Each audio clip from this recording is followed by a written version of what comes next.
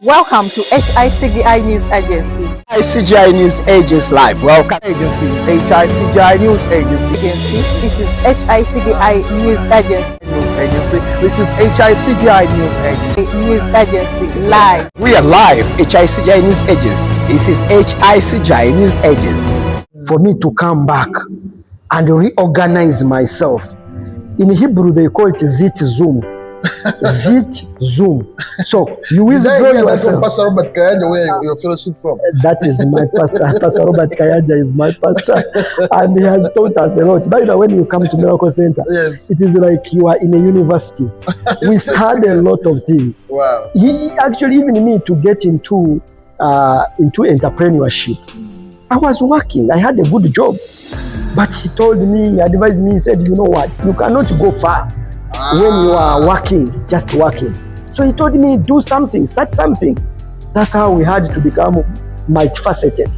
You do this, you do that. He's the one who inspired you. He inspired us. Not only me, but all members of Miracle Center. We don't have poor people there. People work. Actually, for him, he advises people that when you come to Miracle Center as a church, you reach there and you honor and obey what the teachings, what they teach you, and you practice it for a year. If your life does not change, if your life is not transformed, he put it on the limelight that people should come back and claim for their money, which they have been using for transport to come to Miracle Center and back. And I've never seen anyone who coming back to Miracle Center to look for what? For the money for transport. It means that what we have learned there, it has transformed our lives. So that is why, as an entrepreneur and a politician, if you blend it together, we are the people who influence the communities. Because look at us, we are the people who pay NSSF, National Social Security Fund, for our staff. We are contributing to the National Development Goal Plan. Then we have URA, Uganda Revenue Authority. They send you an email. Whereby you have to file return, you have to pay, you have to do that. All that we do it because we are developing the country. So what about right now if I go into the decision making of the country? Then we would be able to shape it to where it will be or where it is supposed to be. So when you see people coming to you seeking for votes, they are not looking for another job. Some people are coming because they want to serve you. Some people are coming because they want to give back to you. And they want you to develop 360 degrees. What specific policies or laws were you willing to put forward when you were at the parliament? I was looking, okay, as an educationist. I'm an educationist, I would call myself, because I can teach a child from kindergarten to university level. So as an educationist, I was looking at it like, how do we develop our sector, that sector of education? We brand it. So I was looking at what they are already doing, the competence-based curriculum. Actually, I thank Mama Janet who spearheaded it, the competence-based curriculum. But implementation right now is still lacking. Probably, maybe she couldn't get the right people to be in the right places to do the right things. So those are some of the gaps that we identify because we are in it. We are already down on the grassroots. So you identify those gaps. So if I manage to sit on such a policy making or decision making table, then I would bring in that expertise of someone who has participated from the grassroots where we are, and we will transform the education system or education sector in this country. Then you see education is part and parcel for everything else. Look at agriculture. You cannot say someone who has never been to school and you think he will practice the modern agriculture, because modern agriculture will consider things to do with the pulled implements, it will consider things to do with the inputs which are measurable, and then the output to know whether you are doing business or losses. So all of that, you need the people. The sectors are intertwined. They need to they crisscross, and then that's how you do it. Then I was also looking at like the business-wise, the trade. I have seen like this informal sector. It is like informal sector like border borders, informal sector like these people who work but they are not literally legal. They are literally earning a lot for this country. So can we legalize them and give them some kind of a directive, and then we are able to know their income and the expenditure, and then we advise on what needs to be done. Of recent, I saw there are many people whom we are exporting as laborers outside Uganda. And you know that Uganda, as a country, we can also create those jobs that they are going to look for abroad. How? I've already showed you how I have already created jobs. So personally, I have around 37 staff that I am employing. So if I am given a platform, don't you think I can create much more? You can. I can create much more. But when you see people going abroad To work as maids, to work as maids, as askaris, as securities, the cleaners, and all like. So, but we don't have like a specific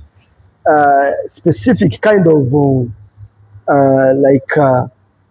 detailed statistics of those people, so that to know who is where and what is their return. So, can we have a policy designed towards that? I know Ministry of Gender, Labour and Social Development could be having a policy, but that policy may not be specific to target each individual that has gone.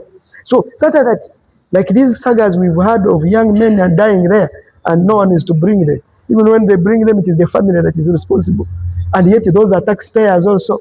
So can we have... They're making a lot of money in billions every year. In billions. Back to Uganda. Back to Uganda. So can we have them like well documented that, so that before they go through the system, and the system knows them, and that even when they are there, if anything happens to them, the government is responsible, brings them back and repatriates them. If they have issues like the issue of trafficking, which we had, that one could be dealt with if we had a streamlined policy towards that. Yes. Yes, but are you satisfied with the way things are right now in the country as a cadre of NRM? Yeah, as a cadre of NRM, of course, you know, I can't criticize the government that I am ascribing to. No, not like I'm fearing, but I will tell where the gap is and which needs to be filled. A case in reference of recent, there is a proposal I wrote. I visited Maryland. There is a place called Montemogro County Processing Plant. They were processing the refuse and the garbage. So the reason I visited them, I wanted to see if we can find a solution for the garbage that is collected in Uganda, in Kampala. So I came. By then, Kitezi was not yet what? We had not had a saga at Kitezi. Okay. Kitezi had not yet killed people. Because there was a landfill. The landfill is brought by the clothes like this. If this trouser you are putting on right now, it grows old and you drop it at the pit, it takes a lot of years to compose even this shirt. Likewise, the blankets, the shoes, the what. So those things take long to decompose. So I was looking at how do we get to recycle some of these things. If this cloth, we can beat it back into polyester. You know polyester, It may not go back into cotton, but it can go into what? Like polyester. And then you can use it to manufacture other things. Then I was looking at glass. You know this glass, if it breaks today, and you drop it, for us they used to drop it in the toilet. They would say, take it to the toilet so that it does not cut you. But you know that even the bottle you used, how old are you now? I may not ask you. I'm 37 in May. 37 in May. Do you know the syrup bottle that your mother used on you when you had a cough when you were a baby? That syrup bottle is still in your toilet and it's still intact. So, do we have a glass recycling plant? Because glass does not what? It does not decompose for 500 years. So, we already have people who are gathering kavera. We have people who are gathering plastic. But we don't have people who are recycling glass. For more than 10 years, Hicgi International Group has been your #1 partner in tours and travel consultancy. We also do real estate, legal services, ICT services, and much more. Find us on hicgiinternationalgroup.com or write to us at info@hicgiinternationalgroup.com. You may also write to us at PO Box 35827 Kampala, Uganda, or visit us on Namaswahi off Entebbe Highway. Call us on +256 200937566 or +256 3948632 or 46. Or you can send us a plus on WhatsApp on +256 752 1375 66. Hicgi International Group, your #1 real business partner. We don't have people who are recycling clothes. And yet those are the major landfills on every heap of garbage. Because if it is about banana peelings, you take it to Chitezi, it will rot and become soil, and they will take it back and utilize it as fertilizer, as manure. But what about the cloth? It will stay there. Those are the ones which kept on heaping until one day they were soaked by rain, they became heavy, and the landslide had to move, and you know how many lives were lost. But I thank God that before that, I had already written the proposal. I wrote it to the President Museveni. I took it up to Nakasero, that gate.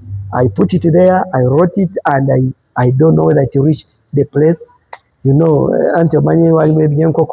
but I don't know whether it reached, but that proposal was there. It is there. Whereby, and do you know how many people it can employ? You're asking me about how to create jobs. Of recent, they asked the Minister of Finance, how do you create jobs? He said jobs are many, and there were many. No, I'm not just saying they are many, but we can create them. If we said we are going to recycle cloth, and we put a correction center probably in Western Uganda, in Northern Uganda, in Eastern Uganda, in the Central, and we put those collection centers, then we should have trucks which are ferrying them into the factory, and those trucks have drivers, they have turnmans, and then they have loaders, they have off-roaders, they have those who are collecting, they have those who are what? All that is employing our youth and giving them jobs that will last for eternity, and they will keep. And this beating this back into polyester, we can now produce it instead of now importing. People who are saying we are importing mivumba, and mivumba now they measure it in kilos. You know, the ifris kind of things. So now those ones will not be. We can just say, you can't say that we stop people from importing mivumba when you don't have an alternative. Okay, but if right now we put an alternative, then the boo-boo thing will work. Buy Uganda, build Uganda. It will work because they will know that they can get cheaper commodities here than what they get from abroad. And yet we have labor intensive here. You see the reason why China developed so much. China developed because they are labor intensive. And they use cheap labor. There are many. You know, China has over 2 billion people on the face of the earth. So all those are labor force and they are skilled. So can we do it here in Uganda? Do you know our population in Uganda? 56% of our population are below 50. Are below 18 years. 18 years and below. 18 years and below. 56%. That's a big population. Of the population. Do you know what that means in 5 years right now from now? What that labor force will be? Can we plan for them? We utilize them, get for them something to do, and we keep them busy. Because as the Bible says, I don't know that is the Bible or that is just a saying, that an idle mind is the devil's workshop. These youth, if you leave them idle and they are not having what to do and what to keep them busy, chances are they may turn into something bad. It can be a time bomb. So can we fight that?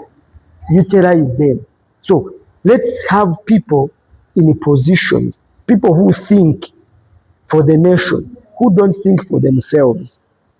Because if I put in my 5 billion in the elections, then maybe if I go back, I will be busy looking for the 5 billions to replace it. Yes. But I'm not going to work for the what? For the people. But there are people who are genuine, who are willing to serve the nation, and they are willing to work and say, this is what needs to be done. Like that proposal, I wish His Excellency can get it, because it was very good. It went, and maybe through Hicgi news agency, I can still share it with you, and you see if it arrived. If it arrived well and good, so that we see what we do, what can be done. Because like that Montenegro recycling plan, it literally employs very many people in Maryland.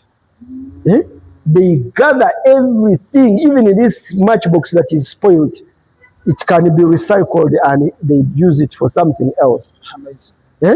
Even whatever you think of, there is nothing that is useless. And by recycling it, you are literally saving the environment. You're saving the environment, you are improving the water quality.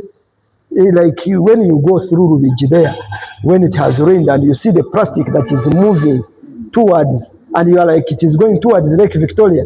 You're like, how will it ever happen? The Kavera. Can we borrow what is happening in our neighboring countries like Rwanda, and we deal with this plastic polythene? Why is the polythene thing not implemented? Why? Why is it taking long? And yet they are the ones who are spoiling our drainage channels. They are the ones which are spoiling our land, our soils, and everything. So, you know, there is a scripture in the Bible.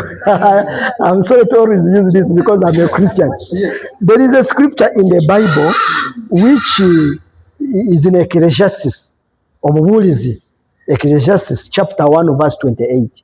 What? I mean verse 18, chapter 1 18. It says that to increase in knowledge is to increase in grief. And to increase in wisdom is to increase in sorrow. So for us who know much more, we are not happy simply because we don't have. We are not poor, but we are not happy because of what happens with the status quo. Me, I'm just not happy because when you travel and you see what is happening elsewhere, and you are like, why can't it be done here? When you see when you know what to do and it is not being done, you feel bad. You feel like crying. You feel like crying. You're like, why? I am here. I have an idea which can solve this problem, but you find that no one is what? No one is bothered. And idea, you can only share it with the people like now I'm sharing it here, but it cannot reach far if you are not in a policy-making decision table. So I would use an example of recent. I saw people. I was moving around in Namanve. I was going to visit my child at school around Namanve. I saw guys who gather plastic. They gather a 5-liter bottle of what? They leave it as a 5-liter and put it in a mosquito net and they carry it like that. But if you are literally teaching people about recycling, you would tell them that after drinking water, cover the bottle and squash it so that you put it in the what? In the dustbin. Because if you don't squash it, it is going to occupy a bigger space. Even the vehicle which is going to collect this garbage is going to be full, but when it is carrying what? Nothing. So can we have that kind of teaching people about, be concerned about their environment? Sometimes they pass policies, they say, now we are going to make sure that every vehicle should have a trash can and no one should throw things on the road. They implement it for 1 week, 2 weeks, and the other week, it is not there. So can we go and make sure that these things are done? If it is implemented, it is in a policy, it means it has been written. can we make sure that it is done? It is done completely and people implement it. Because that does spoiling. I love the roads they are doing in Kampala. In Kampala, they have made for us roads. You remember there is a time we had potholes, but these days we have roads.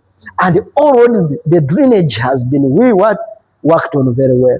But it will be very unfortunate to find that before 5 years elapse, these drainage are not what? Are not working. With this, a lot of plastic and cavera that we have, still it may not be working. So let's work hard to implement the policies that are available, and maybe we modify those which need to be modified, and we have a better Uganda, and we have a better future for our children. Yeah. We saw the senior citizens talk about Hicgi research with Dr. Rumanzi Benita. Let's have a short commercial break and we come back. Welcome back from this short commercial break. This show is brought to you by Hicgi International Group. For those of you who would like to travel worldwide, you may be interested in taking a vacation, you may be interested in studying, you may be interested in tourism, or even attending a conference. Hicgi International Group in Namasura Hill is your number one place to take you around. Call them on +256 773 1375 66. Dr. Rumanzi. Yes, sir. You are a ministry man, like you said, and you're also a family man. And I saw your wife joining you on the campaign trail. I said, wow, this is amazing. Yeah, you see, as a leader, you need to lead by example. In Uganda, we have very many broken families. They are broken because of many reasons, but they attribute it to poverty. But we also have those who have had enough, but they still what? Break. So if I come in as a leader and I'm telling you it is possible, I need to show you how it is possible. So a leader is like a bishop in the Bible, whom they say a bishop should be a man with one wife, a man who has taken care of his family, a man who has taken care of his children. So how can I be a leader and I cannot take my children to school? How can I be a leader and I'm fighting with my wife? How can I be a leader and I am the one now doing things that are breaking the law? So I came in, my wife joined me on the campaign trail because at first she didn't like me to join. You know, women fear a lot. But I had to go into a hustle to convince her that we are in this together, you better join me, and we go. And she allowed. Okay. But ideally, women fear to join politics because they feel like you are exposing them, you're exposing their children, you're literally putting them in the limelight, and they fear that. But I thank my wife, Rumanzi Benita.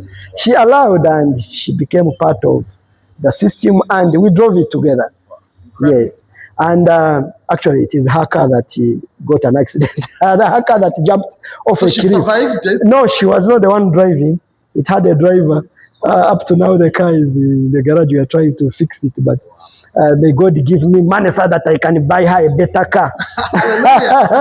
And a new one. Yeah. But what happens as a ministry, I've told you I serve under Miracle Center Cathedral. I'm a minister. And so in Ben Hill, you were moving with Pastor Robert Kayanja. Yeah, we serve the Lord. And we need people like us in the politics. People who are of essence, people who are of integrity, people who will go and do what needs to be done than people who go and buy their way out, the mafias.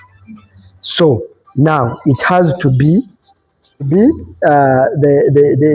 don't want to be like we are the mafias.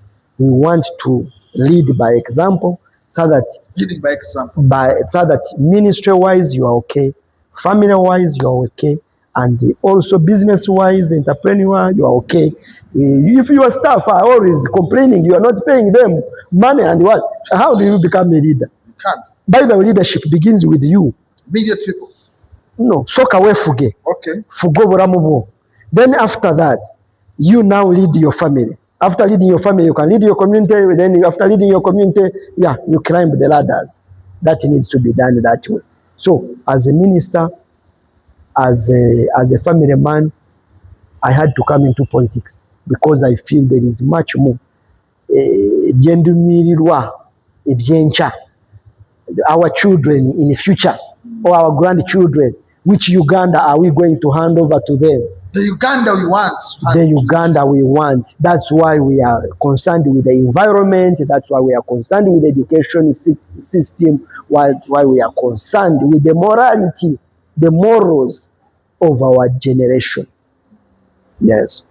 As we prepare to wind up, you wanted to become a leader. And I think you're also in do you see yourself somewhere being appointed by President Museveni to maybe a commissioner or any position? Would you accept to serve even if you're outside parliament? Oh, that one, I am someone who has already decided that I want to serve my nation, irrespective of the order. I'm already serving in ministry. I'm already serving by raising godly offsprings, like my family. I'm already serving by giving people jobs in entrepreneurship. But still, if an opportunity comes and I am appointed to go and serve my country, I'll be glad. Every platform, I would utilize it to make sure that I serve my nation. I serve it for the betterment of the future of the next generation. So whichever appointment that is there. Even RDC? Don't hide it from me. The RDC, why do you think? You want to say that RDC is the lowest kind of appointment that you can get? Some people think that maybe going to Koboko and maybe it is. No, but if it happens and it is an appointment from above, I'm not a disobedient person. The Prime Minister also began as an RDC. I'm not a disobedient person that I can disobey authority. If that is where God can place me, and I believe in the allocation by the Holy Spirit. So if God tells me right now, go as an RDC in Karangara, you may find he wants me to go to Karangara and shape the status quo of that island. So I will go. So whichever, I'm willing to serve in whatever position, but as long as it is godly. Is there anything else that you'd like to say as we wind up? As we wind up, I want to thank Hicgi News Agency for choosing me today on the senior citizens talk and giving me an opportunity to be the one to speak to the world. Absolutely. I know Hicgi News Agency, the last time I was on it, I had calls from Miami in Florida. Wow. I had a friend there. I said, I saw you. And I had a friend who was in Johannesburg, South Africa. So I don't know to what extent, maybe in Asia, in Europe, where you are reaching. But at least I have the Americas were represented and Africa was represented. Then also the people who watch us here. And I'm sure that what we are doing is not for our personal gain. We are teaching people. Absolutely. And whoever is watching us is learning something. So we are not liabilities that we are just coming to sit on the chairs and talk. No, we are just talking. We're not talking nonsense, but we are talking things that will help the future generation. And the people who are watching us, maybe who will be watching us, because I believe this remains online, right? Absolutely. Yeah, who will be watching us, they will be able to learn. And they can still use this as a point of reference for the future and say, yeah, we heard Dr. Rumanzi say this. And this is what is happening. And that one, I love it and I like it. So I pray that people who are watching, they will learn something and they go and implement, especially like that one I've talked about, plastic. Let them also have that holy anger like I have. That holy anger of Ecclesiastes chapter 1 verse 8, that my knowledge as it increased, I became unhappy. But I became unhappy because I know we have the keys to change the situation. And that's why we are questing to get into positions of authority to make sure that we make decisions that will help people.